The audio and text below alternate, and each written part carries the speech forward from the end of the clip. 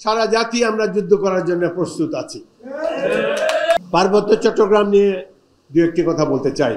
এখানে কর্নেল মনীষ অলরেডি বলেছেন, এখানে পাহাড়িরা অত্যন্ত সহজ সরল, তাদের ভুল বুঝায় উস্কানি দেওয়ার লোকের কোনো অভাব নাই। বিশেষ করে বিদেশ থেকে তাদের প্রতি নানান ধরনের কর্মকাণ্ড চালানো হয় যাতে সহজ সরল মানুষের জীবন বিপন্ন হয়, তাদেরকে যাতে ভুল পথে চালিত করা যায় কিনা সেই সম্পর্কে একটা চেষ্টা করা থাকে। শহীদ রাষ্ট্রপতি জিয়াউর রহমান শক্ত সঠিক পদক্ষেপ নেওয়ার ফলে এখনো এই পার্বত্য চট্টগ্রাম বাংলাদেশের মানচিত্রে রয়েছে। কিন্তু এতদিন পর তাদেরও নিশ্চয়ই অনেক কিছু উপলব্ধি হয়েছে এবং আলাপ আলোচনার মাধ্যমে এইসব সমাধানে করা যায়। আমি আশা করব আমাদের প্রতিবেশী রাষ্ট্র তাদেরকে আর উস্কানি দেবে না, তাদেরকে ট্রেনিং দিয়ে অস্ত্র হাতে আবার হিল ট্রাক্সের মধ্যে ঢুকাবার চেষ্টা করবেন না। যদি তাহলে করতে হয়, সারা জাতি আমরা যুদ্ধ করার জন্য প্রস্তুত আছি। প্রত্যেকটি স্কুলে, এই যে বিএনসিসি আছে, কলেজে, ইউনিভার্সিটিতে সকল ছাত্রকে সামরিক প্রশিক্ষণ দেওয়া হবে। ইনশাল্লাহ বিএনপি ক্ষমতায় গেলে আমরা সেই ব্যবস্থা করব।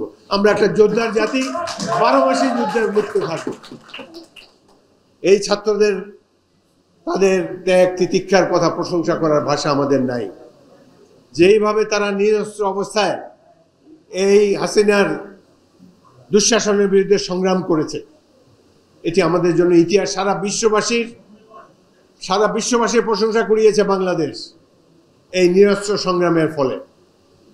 অনেক কষ্ট লাগে এই দেশের বাঙালিরা, এই দেশের মানুষ কিভাবে, আপনার আমার সন্তান অনেকেরই আত্মীয় স্বজন হারিয়ে গিয়েছে, কিভাবে কি নির্মমভাবে তারা গুলি করে হত্যা করেছে মানুষকে। হেলিকপ্টার থেকে গুলি করে 32টি শিশুকে হত্যা করা হয়েছে। আমরা এই কথা কোনোদিন ভুলব না। আমরা যতদিন বেঁচে আছি এই আগস্ট বিপ্লবের আদর্শকে ধারণ করেই বাঁচব এবং যেই সরকারই আসুক তাদেরকে সীমার বাইরে যেতে দেব না।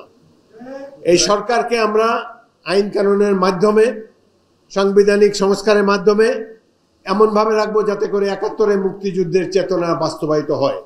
আমরা গণতন্ত্রের জন্য যুদ্ধ করেছিলাম, গণতন্ত্রের জন্য আর কোনোদিন এই দেশ থেকে কেউ না সরাতে পারে, সেই জন্য আমরা সচেষ্ট থাকব। আমরা গণতন্ত্রের কাস্টোডিয়ান হব। সামাজিক ন্যায় বিচার জীবন দিয়ে হলো আমরা রক্ষা করতে হবে এবং সাম্য, এই সংগ্রামে শুরু হয়েছিল কোটা সংগ্রাম, অর্থাৎ সাম্য প্রতিষ্ঠার জন্য সকলের সমান অধিকার।